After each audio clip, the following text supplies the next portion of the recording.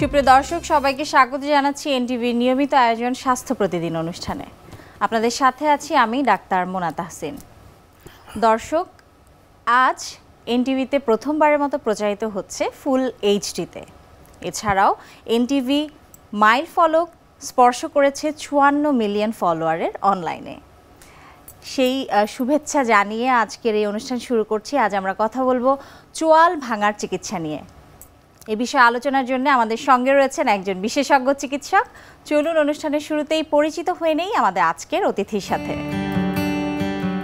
Doctor Sakhawat Hossain Shantu 1976 সালের December মাসে শরীয়তপুর জেলায় জন্মগ্রহণ করেন। তিনি 2000 সালে ঢাকা ডেন্টাল কলেজ থেকে বিডিএস ডিগ্রি অর্জন করেন। এরপর তিনি চিকিৎসা বিজ্ঞানে উচ্চতর এমএস ডিগ্রি লাভ করেন। বর্তমানে তিনি বঙ্গবন্ধু শেখ মুজিব মেডিকেল বিশ্ববিদ্যালয়ে ওরাল অ্যান্ড ম্যাক্সিলোফেশিয়াল সার্জারি বিভাগের সহযোগী অধ্যাপক হিসেবে কর্মরত। স্যার, আপনাকে অনেক অনেক শুভেচ্ছা এবং স্বাগত আমাদের আজকের অনুষ্ঠানে। আপনাকে ধন্যবাদ। আজ মহান 21শে ফেব্রুয়ারি, তো আপনাকে অনেক অনেক শুভেচ্ছা জানাচ্ছি এবং বাঙালি হিসেবে বাংলা ভাষায় আমরা কথা বলছি, এ বিষয়ে আপনি কি বলবেন? অবশ্যই আমাদের যে এই যে ভাষার অধিকার, সে অধিকারটা প্রতিষ্ঠা করবার জন্য 1952 সালের 21শে ফেব্রুয়ারি যারা জীবন দিয়েছিল তারা আমাদের কাছে চিরস্মরণীয়। সেই শহীদদের শ্রদ্ধার সঙ্গে স্মরণ করছি এবং সেই সঙ্গে বাংলা ভাষার যাতে চর্চা অব্যাহত থাকে এবং আরও এগিয়ে যায়, বিশেষ করে প্রমিত বাংলা এবং বাংলা ভাষা নিয়ে গবেষণা, নতুন নতুন করে বাংলা ভাষাকে আধুনিকায়ন, এটা যাতে এগিয়ে যায়। চমৎকার। স্যার, চোয়াল ভাঙার ক্ষেত্রে আপনি কি দেখেছেন? কেন এই চোয়াল ভাঙার সমস্যাটি নিয়ে আসেন রোগীরা, বা কেন হয় এটি? ধন্যবাদ আপনাকে। আপনার এই মূল আলোচনায় যাওয়ার আগে আরেকটা আনন্দের কথাও শেয়ার করি আপনার সঙ্গে। সেটি হচ্ছে যেটি বলছিলেন যে ফুল এইচডি বা হাই ডেফিনেশন কোয়ালিটিতে এনটিভি আজকে থেকে প্রচারে যাচ্ছে এবং এই স্বাস্থ্য প্রতিদিনে আজকে প্রথম এইচডিতে যাচ্ছে। প্রথম দিনে আমি গেস্ট হিসেবে আছি। এটা আমাদের জন্য আনন্দের এবং বেশি ভালো লাগার কেন, কারণ এই অনুষ্ঠানটা শুরুর দিকে প্রায় 10 বছর আমি উপস্থাপনায় ছিলাম, গ্রন্থনা গবেষণায় ছিলাম। সে কারণে এটা আমার কাছে একটা গর্বের জায়গা এবং আমি অনেকটা প্রাউড ফিল করছি এই মুহূর্তে। মূল আলোচনায় যে মুখমণ্ডলের, চোয়ালের বা মুখমণ্ডলের যে কোনো হাড়, এটা শরীরের অন্য জায়গার হাড়ের মতোই তো অ্যাক্সিডেন্টে ভেঙে যেতে পারে। এটা নানাবিধ কারণ হতে পারে। এটা সড়ক দুর্ঘটনায় যখন একজন মানুষ পতিত হয় তখন তার চোয়ালের বা মুখমণ্ডলের যে কোনো হাড় ভেঙে যেতে পারে। এমনকি ইন্টারপার্সোনাল ভায়োলেন্স বা মারামারি, দুই পক্ষের বা দুই ব্যক্তির মারামারি, অথবা কেউ রেগে গিয়ে ঘুষি দিল চোয়ালের উপরে বা মুখের উপরে, ভেঙে যেতে পারে। কেউ পা পিছলে পড়ে গেলে ইউজুয়ালি যখন নিচে পড়ে যায় তখন এই থুতনির এই জায়গাটায় গিয়ে নিচে ফ্লোরে ধাক্কা লাগলো ধরেন, অথবা কোথাও পড়ে গেল, তখন এই যে নিচের চোয়ালটা বেশি ভাঙে। তখন বিশেষ করে এই মিডলাইন থেকে একটু সরে গিয়ে আমরা প্যারাসিম্পাইসিস বলি, অথবা অ্যাঙ্গেল, নিচের চোয়ালের যে অ্যাঙ্গেলটা তৈরি হয়, অথবা কন্ডাইল, আমাদের যে নিচের চোয়ালের মাথাটা আঙ্গুলের মতো একটা অংশ উপরে থাকে, গোলাকার, তার নিচে একটু চিকন থাকে, নেক বলি আমরা, ওই জায়গা দিয়ে ভেঙে যায়।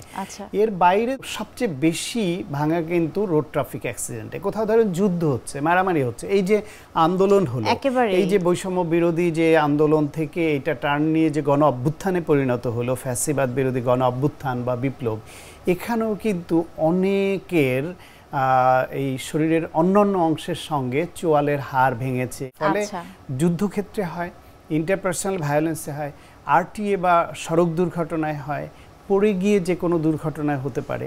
আচ্ছা, তো অনেক ক্ষেত্রে আমরা দেখি বুলেট, পিলেট কিংবা এই যে স্প্রিন্টারগুলো, সেটি অনেক সময় চোয়ালের ক্ষেত্রে কি আপনি এরকম দেখেছেন কাউকে, বা সেক্ষেত্রে কি উপদেশ দিয়েছেন? ইউজুয়ালি এই ধরনের বুলেট চোয়ালের হাড়ের ভেতরে ঢোকে না। হাড়ের ভেতরে ঢুকলে সেইগুলি সেটা তো সার্জারি করে বের করতে হবে। কিন্তু যে ছড়রাগুলি বা বিভিন্ন রকমের যেগুলি মানে ছড়িয়ে যায় যেগুলি, সেগুলি ইউজুয়ালি সফট টিস্যুর মধ্যে থাকে। সেই সফট টিস্যুতে শরীরের অন্যান্য অংশে যেমন এইখানে এসেও যদি ওই প্লেটগুলি থাকে এবং সেটা কোনো ব্যথা বা ইনফেকশন না করে, তাহলে সেটা ভেতরে থাকলেও কোনো ক্ষতির সম্ভাবনা নাই, সেটা শরীরের অন্য সফট টিস্যুর মতোই। কিন্তু যদি এটা নার্ভকে প্রেশার ক্রিয়েট করে তাহলে ব্যথা হবে তাহলে এটা অবশ্যই বের করতে হবে। যদি এটার কারণে ইনফেকশন হয় বা যার গায়ে বিদ্ধ হয়েছে সে যদি এটার কারণে কোনো কষ্ট পায়, সেই ক্ষেত্রে আমরা সার্জারি করে এটা বের করার চেষ্টা করি। আচ্ছা স্যার, চোয়ালের হাড়টা তো আসলে এক ধরনের ইরেগুলার একটা হাড় এবং খুব ছোট, তো এই ক্ষেত্রে আপনারা কি করে থাকেন বা কি উপদেশ দিয়ে থাকেন? ভাঙার পরবর্তীতে চিকিৎসায় যাওয়ার আগ পর্যন্ত কি করবার আছে? যেখানেই ভেঙে যাক, ভেঙে যাওয়ার পরে এই যে কোনো হাড় কিন্তু প্রকৃতিগতভাবেই অটোমেটিক্যালি এটার ধর্ম হচ্ছে জোড়া লাগা। এর হাড়ের উপরে যে কাভারিংটা থাকে যেটাকে আমরা পেরিওস্টিয়াম বলি, পেরিওস্টিয়াম থেকে এখানে বোন তৈরি হওয়ার যে সেল, সেই সেলটা এখানে থাকে এবং কন্টিনিউয়াস এখানে হাড় তৈরি হয়ে এটাকে চারপাশ দিয়ে একটা গাছের কলম হলেও এখানে যেরকম চারপাশ দিয়ে একটু ফুলে ওঠে এইরকমই ক্যালাস ফর্ম করে এবং হাড়টা তৈরি হয়ে জোড়া লেগে যাবে। এটা হলো ধর্ম। কিন্তু তার জন্য কতগুলো শর্ত আছে। শর্তটা হচ্ছে ওই যে ভাঙা জায়গাটাকে এটা নড়াচড়া করতে দেয়া যাবে না। ইমোবিলাইজেশন যেটা আপনি বলছিলেন যে এটাকে ফিক্স করে রাখতে হবে। এখন যদি নড়াচড়া করে তাহলে এটা জোড়া লাগতে পারবে না। এই তার মানে প্রথম শর্ত হচ্ছে এটাকে ইমোবিলাইজ করা, রিডাকশন করা। আগের শর্ত রিডাকশন মানে হচ্ছে হাড়টা ন্যাচারালি যেই পজিশনে আসছিল এটাকে ওই পজিশনে আনতে হবে, না হলে বাঁকা থাকলে বাঁকা অবস্থায় জোড়া লাগবে। অনেক সময় দেখবেন যে হাতে পায়ে অনেক সময় যে নন মেডিকেল পার্সনরাও টেনে ধরে বাঁশ দিয়ে লতা দিয়ে পেঁচিয়ে দেয়, তা তো জোড়া লেগে যায়, কিন্তু এক হাত নর্মাল হাতটার থেকে ওই হাতটা বাঁকা অথবা ছোট, পাটা একটু ছোট হয়ে গেছে, হাঁটতে গেলে খুঁড়ে যাচ্ছে। ঠিক সেজন্য বলছি যে যদি বাঁকা অবস্থায়ও কাছাকাছি থাকে এবং না নড়ে, জোড়া লেগে যাবে ওই অবস্থায়। তাহলে আমাদের টার্গেট হচ্ছে এটা ন্যাচারাল কন্ডিশনে আগে যেই অবস্থায় হাড়টা ছিল হাড়টাকে ওই অবস্থায় ওই পজিশনে আনতে হবে। আনার পরের দ্বিতীয় কাজ হচ্ছে এটাকে নড়াচড়া করতে দেয়া যাবে না, ফিক্স করে দিতে হবে। এখন এই ফিক্স করবার জন্য একটাকে বলি আমরা ক্লোজ রিডাকশন, মানে অপারেশন করে ওপেন না করে এটাকে টেনে বা ম্যানিপুলেট করে ঠিক পজিশনে নিয়ে আসা। আর একটাকে বলি আমরা ওপেন রিডাকশন, যেটা হচ্ছে এটা অপারেশনের মাধ্যমে ওপেন করে হাড় দুইটাকে এক জায়গায় আনা। এরপরে যদি ক্লোজ রিডাকশনে হয় তাহলে সেটাকে সাধারণত আমরা, যেহেতু লং বোনে প্লাস্টার করা সম্ভব, মুখে তো প্লাস্টার করা সম্ভব না, এই ক্ষেত্রে আমরা উপরের চোয়ালের যে দাঁত, ওই দাঁতের সঙ্গে মানে ওয়্যার বা গুনা তার দিয়ে ওই একটা আর্সবার বলে একটা জিনিস আছে এরকম স্টিলের, ওইটাকে আমরা বাঁধি। নিচের চোয়ালের দাঁতের সঙ্গেও বাঁধি আমরা, এবং এটা বাঁধার সময় উপরের নিচের দাঁতে যাতে কামড় লাগে, ন্যাচারাল যে অবস্থায় কামড় ওই কামড়টা লাগে, ওই রকম হারমোনি তৈরি করার পরে এটাকে আমরা বাঁধি। বাঁধার পরে ওই যে আর্সবার এটার উপরে হুক থাকে, নিচেরটাও হুক থাকে, উপরের হুকের সঙ্গে নিচের হুকে আবার টানা দেওয়া হয় ইলাস্টিক দিয়ে, রাবার ব্যান্ডের মতো। এই ব্যান্ড দিয়ে ইলাস্টিক দিয়ে টানা দেওয়া হয় যাতে দুই চোয়ালটা ইলাস্টিকের কারণে এরকম থাকে। তাতে করে কি হয় যে হাড়টা নড়াচড়া করবে না এবং জোড়া লেগে যাবে। কিন্তু এর অসুবিধা হচ্ছে এক থেকে বাচ্চাদের হলে 10 থেকে 14 দিন, আর অ্যাডাল্ট পার্সনদের হলে 4 থেকে 6 সপ্তাহ, এল্ডারলি পার্সন হলে 6 সপ্তাহ থেকে 8 সপ্তাহ বা প্রায় 2 মাস মুখ বন্ধ করে রাখতে হয়। তখন সে চিবিয়ে খেতে পারে না, স্ট্রো দিয়ে বা পাইপ দিয়ে খেতে হবে, অথবা খুব ছোট হাত দিয়ে ছোট চামচ দিয়েও খেতে পারে বা কোথাও গ্যাপ থাকলে। কিন্তু নর্মালি যে চিবিয়ে খাবারটা এটা খেতে পারে না, তাহলে তার ম্যালনিউট্রিশন হবে, কষ্ট হবে। এই অবস্থায় তার অফিস বা কাজকর্ম এই 1-1.5 মাস 2 মাস ধরে ব্যাহত হবে। এইটা একটা। সেই ক্ষেত্রে আমরা যদি মনে করি যে ওপেন রিডাকশন বা অপারেশন করব, সে অপারেশনের ক্ষেত্রে তখন আমরা ওইটাকে এক্সপোজ করে দাঁতে দাঁতে কামড় লাগিয়ে এক জায়গায় এনে আমরা প্লেট সেট করে স্ক্রু দিয়ে ফিক্স করে দিই। ধরেন যেই জায়গায় ভাঙা এইখানে 4 হোল 6 হোল নানান শেপের নানান রকমের প্লেট আছে, ওই প্লেটের মধ্যে হোল আছে, ড্রিল দিয়ে হাড়ের মধ্যে হোল করে আমরা দুই পাশে পেরেক মারার মতো স্ক্রু মেরে দেই, ফলে হাড়টা যাতে নড়াচড়া করতে না পারে, ফিক্স পারে। এটাকে বলে আমরা ওপেন রিডাকশন, ওপেন করে করলাম। কিন্তু এইখানে একটা বিষয় আছে, ধরেন হাতে পায়ের অন্য হাড়ের বেলায় যদি সামান্য বাঁকা হয়, এদিক ওদিক হয়, হয়তো অনেক সময় এটা সমস্যা নাও হতে পারে, কিন্তু বা রিমডেলিং হয়ে ঠিকও হয়ে যায়। চোয়ালের বেলায় চোয়ালের যে নিচের বর্ডার এইখানে সামান্য 19-20 হলেও রিমডেলিং হয়ে ঠিক হয়ে যাবে। কিন্তু যদি দাঁতের কামড়টা ঠিক মতো না মিলে কোনো কামড় দিলে সব দাঁত মিশছে না, কোনো একটা জায়গায় একটু উঁচু হয়ে আছে, তাহলে তো সে খেতে পারবে না চিবিয়ে, প্লাস চোয়ালের জয়েন্টে ব্যথা হবে। সেই জন্য খুব সতর্কতার সঙ্গে এই দাঁতে দাঁতে যে কামড়টা সুন্দর মতো এমনভাবে কামড়টা মিলাতে হবে, এবং এটা কামড়টা যাতে এইভাবেই যাতে মেইনটেইন করা যায় সেইভাবে ফিক্স করতে হবে ভাঙাটা। স্যার, চোয়াল ভাঙার ক্ষেত্রে কি ধরনের প্লেট ব্যবহার করে থাকেন?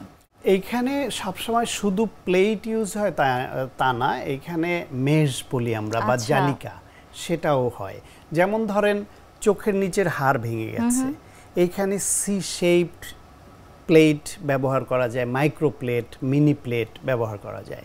অনেক সময় চোখটাকে যে ধরে রাখে, অরবিটেড ফ্লোর যেটা ধরে রাখে, ওই হাড়টা অনেক পাতলা, ভেরি থিন, পাতলা। এখন এর নিচে আবার হচ্ছে ম্যাক্সিলারি সাইনাস, মানে খালি জায়গা, একটা বায়ুকুঠুরি। তাহলে যদি কারো এই চোখের এরিয়ার মধ্যে খুব জোরে কোনো আঘাত লাগে, তাহলে চোখের যে কন্টেন্ট, এটা তো একটা প্রেসার ক্রিয়েট করে, এবং প্রেসার ক্রিয়েট করলে চোখের উপর বেশি প্রেসার পড়ে, যাতে চোখ নষ্ট হয়ে যেতে না পারে, চোখকে বাঁচানোর জন্য নিচের যে পাতলা হাড়টা বা ফ্লোর যেটাকে বলি আমরা অরবিটে, সেটা ভেঙে গিয়ে নিচে নেমে যায়, ফলে চোখের কন্টেন্টটা নিচে নেমে গিয়ে চোখটা সেভ হয়ে যায়, মানে চোখের ক্ষতিটা বা নষ্ট হওয়াটা কমে। এবং চোখের কন্টেন্ট নিচে নেমে গেলে এক চোখ এই ঠিক লেভেলে আছে, আর এক চোখ ভেতরে ঢুকে গেছে, এটা তো দেখতেও অসুন্দর লাগবে। তার মাসল এন্ট্রাপ্ট হওয়ার কারণে তার এই ভিশন চেঞ্জ হয়ে যাবে, ডাবল ভিশন হতে পারে, অথবা তার সাইড টু সাইড মুভমেন্ট ঠিক হবে না, এরকম নানাবিধ সমস্যা হতে পারে। সেই জন্য তখন আমরা ওই অরবিটাল কন্টেন্ট আইবল সহ ওইটাকে ঠিক জায়গায় আমরা তুলে আনি। তুলে আনার সময় এখানে চোখের শেপের প্রিফর্ম মেশ পাওয়া যায়, এই মেশটা দিয়ে ট্রের মতো, সেটার উপরে এটাকে আমরা রাখি, রেখে স্ক্রু প্লেট দিয়ে ফিক্স করি। নাকের এইখানে যদি নাকের শেপ ঠিক না থাকে, ভেঙে যায়, সেটাকে আমরা ওইরকম মাইক্রো প্লেট দিয়ে ফিক্স করে আনতে পারি। আর যদি অন্যান্য জায়গায় হয়, মিনি প্লেট বা মাইক্রো প্লেট, এরকম নানান রকমের প্লেট পাওয়া যায়, এবং এর ধরন স্টেনলেস স্টিলের হতে পারে, এটা টাইটেনিয়াম কোটেড হয়, আবার পিওর টাইটেনিয়াম হয়, আবার বায়োডিগ্রেডেবল একটা হয় যেটা মিশে যায় হাড়ের সঙ্গে। এখন বায়োডিগ্রেডেবলটা অত পপুলার হয় নাই, এর কিছু রিয়াকশন হয় বলে, কিন্তু টাইটেনিয়াম, পিওর টাইটেনিয়াম যেটা, এইটা পপুলার হয়েছে, যদিও এটা একটু বেশি এক্সপেন্সিভ। এর কারণ হচ্ছে আপনার স্টেনলেস স্টিল যদি ইউজ হয়, স্টেনলেস স্টিল যেহেতু একটা মেটাল, এই মেটালটা ম্যাগনেট এটাকে টানে, তাহলে কারো শরীরে যদি আমরা স্টেইনলেস স্টিলের প্লেট দিয়ে আমরা ফিক্স করি, তাহলে ওই রোগীর কখনো অন্য কোনো রোগের কারণে যদি এমআরআই করাতে হয়, তাহলে এমআরআই মেশিনে তাকে ঢুকানো যাবে না, কারণ এমআরআই তো ম্যাগনেটিক রেজোনেন্স করা, অর্থাৎ ম্যাগনেট ওইটা একটা, তাহলে সেই লোহা থাকলে তাকে এমআরআই মেশিনে ঢুকানো যায় না, স্টিল থাকলে, তাহলে এইটা একটা ডিসঅ্যাডভান্টেজ। দ্বিতীয় হলো এতে ইনফেকশনের রেটটাও একটু বেশি থাকে স্টেইনলেস স্টিলে। সে কারণে যদি কারো সামর্থ্য থাকে, আমরা এনকারেজ করি টাইটেনিয়াম হলো এমআরআই করতে অসুবিধা নাই, ইনফেকশন রেট কম, কিন্তু এটা আবার একটু এক্সপেন্সিভ, দামি, বিদেশ থেকে ইম্পোর্টেড হয়ে আসে। আর কারো ক্ষেত্রে আবার যদি বায়োডিগ্রেডেবল যদি অ্যাফোর্ড করতে পারে, এটা আরেকটু দাম, এবং এটা হলে কারো একটু রিয়াকশন হয়, সেজন্য এটা খুব পপুলার হয় না। একটা হলো বেশি দাম, আর একটা হচ্ছে কখনো কখনো এটার একটু রিয়াকশনও হয়, এরকম দেখা যায়। এই তিন রকমের মধ্যে আর মাঝামাঝি যেটা টাইটেনিয়াম কোটেড হলো তার ভেতরে তো স্টিল, ফলে এমআরআই করা যাবে না, ওই শর্ত প্রযোজ্য, কিন্তু ইনফেকশনের রেট একটু কমে আসে, যেহেতু উপরের লেয়ারটা টাইটেনিয়াম, অনেকটা ওই মানে গোল্ড প্লেটিং এর মতো, যে পুরাটা গোল্ড না, কিন্তু উপরে লেয়ারটা গোল্ড দিল, ঠিক একই রকম ভাবে এরকম টাইটেনিয়ামের একটা লেয়ার দেয়া, কোটিং দেয়া হয়। একেবারেই চমৎকার বলেছেন। আমাদের অনুষ্ঠানের একটি নিয়মিত সেগমেন্ট হচ্ছে আমরা বিভিন্ন খাদ্যের পুষ্টি গুণাগুণ আমাদের দর্শকদের দেখিয়ে থাকি, সেটি এখন দেখিয়ে আসবো। প্রিয় দর্শক, দেখছেন স্বাস্থ্য প্রতিদিন অনুষ্ঠানে। এই পর্যায়ে চলুন দেখে নেই খাদ্যের বিভিন্ন পুষ্টি গুণাগুণ সম্পর্কে আমাদের পুষ্টিবিদের কাছ থেকে। সবসময় বলাই হয়ে থাকে, আপনি আপনার শরীরের ইন্টারনাল অঙ্গ প্রত্যঙ্গ যেগুলো আছে সেগুলো যদি ভালো রাখতে চান, তাহলে অবশ্যই আপনাকে একটি হেলদি ডায়েটারি গাইডলাইন মেনে চলতে হবে। একটি অঙ্গকে ভালো রাখার জন্য বেশ কিছু খাবারের বা ডায়েটারি মডিফিকেশন আমরা বলে থাকি। তো সেই ক্ষেত্রে কোলন ভালো রাখার জন্য সবার প্রথমে যদি বলতে হয়, প্রচুর পরিমাণে পানি এবং পানি সমৃদ্ধ ফলমূল শাকসবজি গ্রহণ করতে হবে। কেননা কোলন ভালো রাখার জন্য পানি বা জলীয় খাবারের কিন্তু কোনো বিকল্প নেই। সেই জন্য প্রতিদিন 8 থেকে 10 গ্লাস পানি পান করতে হবে। বিভিন্ন ধরনের ফলমূল শাকসবজি, বিশেষ করে সিজনাল ফলমূল শাকসবজি যেগুলো আছে সেগুলোতে কিন্তু পানির পরিমাণ খুব ভালো পরিমাণে থাকে। সেটি শীতকাল হোক বা গ্রীষ্মকাল, যখনই হোক না কেন আপনি চেষ্টা করবেন পানি সমৃদ্ধ ফলমূল শাকসবজি রাখার জন্য। প্রতিদিন যদি একটি করে কচি ডাবের পানি পান করতে পারেন, সেটিও কিন্তু আপনার শরীরে পানির চাহিদা পূরণ করার ক্ষেত্রে গুরুত্বপূর্ণ ভূমিকা পালন করবে। এর পরবর্তীতে বলবো যে সবসময় আসলে প্রচুর পরিমাণে পানি জাতীয় খাবার গ্রহণ করার পাশাপাশি আপনার খাদ্য তালিকায় ফলমূল শাকসবজি থেকে যেমন আপনি পানি পেয়ে যাচ্ছেন, পাশাপাশি আপনার কোলন ভালো রাখার জন্য অন্যান্য পুষ্টি উপাদানের চাহিদা পূরণ করতেও কিন্তু এটি সাহায্য করে থাকে। সেজন্য কোলনকে ভালো রাখতে হলে আপনাকে অবশ্যই কি করতে হবে, প্রচুর পরিমাণে ফলমূল শাকসবজি বা এই জাতীয় খাবার থেকে তৈরি করা বিভিন্ন খাবার অপশনগুলো রাখতে হবে। সকালে ব্রেকফাস্টে অবশ্যই একটি সবজির আইটেম রাখার চেষ্টা করবেন। মধ্য সকালে যখন খাবার গ্রহণ করবেন তখন একটি মিষ্টি ফল রাখলেন, আবার দুপুরে খাবারে শাকের একটি আইটেম রাখলেন, সবজির একটি আইটেম রাখলেন, বিকেলবেলায় যে কোনো একটি ফল বা টক ফল আপনি গ্রহণ করে ফেলতে পারেন। রাতের খাবার হিসেবেও রাতের খাবারের সাথে আপনি রাখার চেষ্টা করবেন যে কোনো সবজির একটি আইটেম। তাহলে দেখা যাবে যে আপনার কোলন হেলদি রাখতে সেটি সাহায্য করবে। কোন খাবারগুলো এড়িয়ে চলতে হবে, অতিরিক্ত প্রসেসড ফুড বা প্রক্রিয়াজাতকৃত খাবার যেগুলো আছে, যেমন আমরা সবসময় বলে থাকি যে রিফাইন্ড আটা যেগুলো আছে সেগুলো এড়িয়ে চলতে হবে। আবার অতিরিক্ত সাদা আটা থেকে তৈরি করা খাবার বা খাবার সামগ্রী যেগুলো আছে সেগুলো এড়িয়ে চলতে হবে। পাউরুটি, পাস্তা, সাদা আটা থেকে তৈরি করা খাবার সেগুলো এড়িয়ে চলার চেষ্টা করতে হবে, না হলে এটি কিন্তু আপনার কোলনকে হুমকির মুখে ফেলে দিবে। অতিরিক্ত চা কফি পান করার অভ্যাস অনেকের ক্ষেত্রেই থাকে, তো তাদের ক্ষেত্রে আমি বলবো যদি আপনি আপনার কোলনকে ভালো রাখতে চান তাহলে কিছুটা হলেও লিমিটেড করে দিতে হবে অতিরিক্ত চা কফি পান করাকে। তার পরবর্তীতে লাল মাংস আমাদের দেহের বিভিন্ন ধরনের পুষ্টি উপাদানের ঘাটতি পূরণ করতে সাহায্য করে, কিন্তু এই লাল মাংস অতিরিক্ত গ্রহণ করলে বিভিন্ন গবেষণায় উঠে এসেছে যে সেটি কিন্তু আপনার কোলনকে হুমকির সম্মুখীন করে দেয় বা কোলনের বিভিন্ন রোগের আশঙ্কাকে বাড়িয়ে দেয়। সেজন্য অবশ্যই আপনি যদি আপনার কোলনকে ভালো রাখতে চান আপনাকে এই লাল মাংসের অতিরিক্ত গ্রহণ এড়িয়ে চলতে হবে। চেষ্টা করবেন মাসে 1 থেকে 2 বার এই লাল মাংস গ্রহণ করার জন্য। আর অতিরিক্ত তেল মশলা জাতীয় খাবার এড়িয়ে চলতে হবে, বাহিরে ডুবো তেলে ভাজা খাবার আর সিম্পল সুগার বা যেগুলো আছে দেখা যায় সফট ড্রিঙ্কস, কোল্ড ড্রিঙ্কস বা পেস্ট্রি, কেক, পাউরুটি এগুলো খেতে আমরা অনেকেই পছন্দ করি, এগুলোও কিন্তু এড়িয়ে চলতে হবে। কেননা এই সিম্পল সুগার যেগুলো আছে সেগুলো কোলনের রোগের ঝুঁকিকে বাড়িয়ে দিয়ে থাকে। সেজন্য আপনাকে অবশ্যই আমি যেটি মেনশন করে দিলাম যেই খাবারগুলোর কথা, সেই খাবারগুলোকে অবশ্যই গাইডলাইন হিসাবে মেনে নিয়ে সেই অনুযায়ী চলতে হবে। তাহলে কিন্তু খুব সহজেই আপনি আপনার কোলনকে ভালো রাখতে পারবেন। শুধু কোলন না, আপনি আপনার দেহের অন্যান্য অঙ্গ প্রত্যঙ্গকে ভালো রাখতে চাইলেও এই টিপসগুলো কিন্তু মেনে চলতে পারেন। তাহলে দেখা যাবে কোলনের পাশাপাশি দেহের ইন্টারনাল বিভিন্ন অর্গান ভালো রাখতে এগুলো সাহায্য করবে। চোয়াল ভাঙার চিকিৎসা এখানে আপনারা বিভিন্ন ধরনের প্লেট, স্ক্রু এবং যা যা প্রয়োজন এগুলো আসলে ইমপ্ল্যান্ট করে থাকেন, তো এটি কি আবার বের করতে হবে কিনা কিংবা সারা জীবন থেকে যাবে কিনা এই ধরনের প্রশ্ন কিন্তু অনেকের মনে আসতে পারে, তো সেটি সম্পর্কে যদি একটু আমাদের জানাতেন। এটা তো একটা ফরেন বডি, ফরেন বডি মানে আমি বাইরের একটা জিনিস, শরীরের অংশ নয় এমন একটা জিনিস ওখানে প্লেস করে দিলাম। ধরেন হার্টে রিং পরানো হচ্ছে, সেটা তো একটা বাইরেরই জিনিস, তো ওইটাকে আমরা খুলে ফেলি, সমস্যা না হলে খুলি না, থেকে যায়। এরকম অনেক জায়গায় শরীরে ফরেন বডি প্লেস করা হয়, সেটা যদি কোনো সমস্যা না করে তাহলে খুলতে যাব কেন, এইটা হলো প্রথম কথা। সে কারণে বলবো যে ওই যে টাইটেনিয়াম যেটা বলছিলাম, টাইটেনিয়াম হলে সেটা সমস্যা কম হয় এবং এটা এমআরআই করতে অসুবিধা হয় না। এটা যদি তার কোনো ইনফেকশন না করে, কোনো ব্যথা না হয়, ডিসকমফোর্ট না হয়, তাহলে এটা সারা জীবন থাকতে পারে, এতে কোনো বাধা নেই, কোনো ক্ষতি নেই। কিন্তু যদি স্টেইনলেস স্টিলের যদি করা হয় সেটা কিন্তু খুলতে হয়। খোলাটা আমরা অ্যাডভাইস করি, কারণ আজকে তার বয়স কম, তার অ্যাক্সিডেন্ট হয়েছে, চোয়াল ভেঙেছে, আমরা ফিক্স করে দিয়েছি, ভবিষ্যতে সে স্ট্রোক করলো বা শিরদাঁড়ার কোনো সমস্যা হলো, যে কোনো রোগের কারণে তার এমআরআই কখনো না কখনো তার করতেই হতে পারে। একটা অ্যাক্সিডেন্ট হয়েছে, ইমার্জেন্সি এখন এমআরআই করতে হবে। সেই জন্য আমরা বলি যে যদি স্টেইনলেস স্টিল হয় তাহলে এই সার্জারির 6 মাস পর থেকে যত তাড়াতাড়ি সম্ভব এটা আবার খুলে ফেলা ভালো। সেই ক্ষেত্রে কিন্তু আবার ওই ছোট একটা অপারেশনই লাগছে, কারণ ওই জায়গা তো ওপেন করতে হচ্ছে। আর যদি টাইটেনিয়াম করে সেই ক্ষেত্রে এটা রোগীর ঐচ্ছিক, ওই যে বললাম যদি ইনফেকশন না হয়, ব্যথা না হয়, কোনো সমস্যা না হয়, তাহলে এটা আজীবন থাকতে পারে। আবার রোগী যদি মনে করে যে আমার হাড় তো জোড়া লেগে সে আগের মতো ন্যাচারালি হয়ে গেছে, তো শুধু শুধু এখানে আমি একটা ফরেন বডি আমি লালন করব কেন, ভেতরে বহন করব কেন, সো এটা সাইকোলজি যে খুলে ফেলাই ভালো। তো এই ক্ষেত্রে আবার সেই রিকভার পিরিয়ডটা কত দিনের?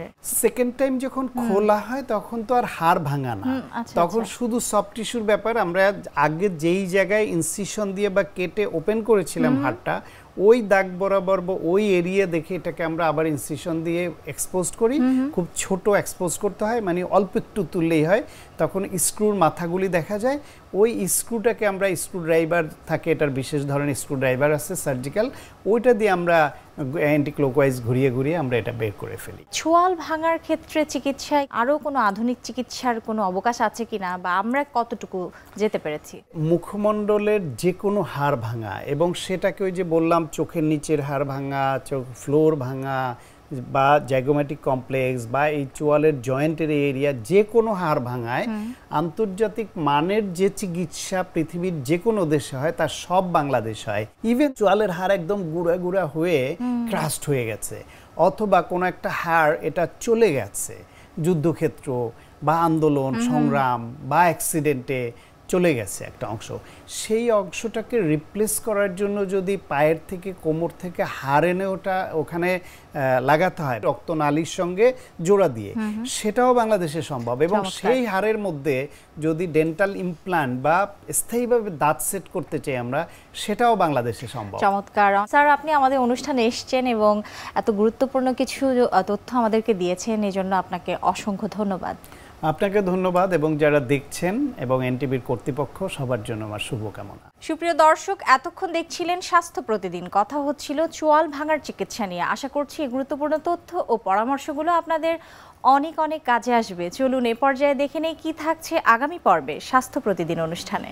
যখন কেউ সিদ্ধান্ত নেয় যে আমরা বাচ্চা নিব, তখন কিছু কিছু জিনিস, মানে খাদ্যাভ্যাস পরিবর্তন, তারপরে শারীরিক একটু চলাফেরা করার গতিটা বাড়াতে হবে যাতে ওজনটা ঠিক থাকে। এবং আমরা অনেক সময় বলি আমরা ফলিক অ্যাসিডও দিয়ে থাকি। এটা যে ফলিক অ্যাসিড খেলে বডির সেলগুলার সেল ডিভিশনগুলো বাড়বে, ডিম্বাণুগুলার একটু ভালো হবে, ডিম্বাণুগুলার ফলিকুলগুলার একটু সাইজ বাড়বে। এই জন্য আমরা আগে থেকে যারা সচেতন তাদেরকে বলে থাকি। বেশিরভাগ লোকই এটা চিন্তা করে না, যারা মানে ওভার সচেতন বলতে গেলে আমাদের দেশে, তারাই আসে ডাক্তারের কাছে। আমি অনেক সময় পাই আসে বলে প্রিকনসেপশনাল কাউন্সেলিং করতে আসছি ম্যাডাম, কি কি লাগবে, তখন হয়তো আমরা বলি যে এইভাবে চলাফেরা করেন, মেন্টাল একটা পিস থাকতে হবে। বিশ্বের যে কোনো প্রান্ত থেকে যে কোনো সময় আপনাদের প্রিয় অনুষ্ঠান স্বাস্থ্য প্রতিদিন দেখতে ভিজিট করুন আমাদের পূর্ণাঙ্গ ওয়েব পোর্টাল www.ntvbd.com এ। এছাড়াও এনটিভির জনপ্রিয় সব অনুষ্ঠান ও খবরের আপডেট পেতে ভিজিট করুন আমাদের ইউটিউব ও ভেরিফাইড ফেসবুক পেজে। আজ এখানেই শেষ করছি, আবারও দেখা হবে। সে পর্যন্ত সবাই ভালো থাকুন, সুস্থ থাকুন এবং নিরাপদে থাকুন। আল্লাহ হাফেজ।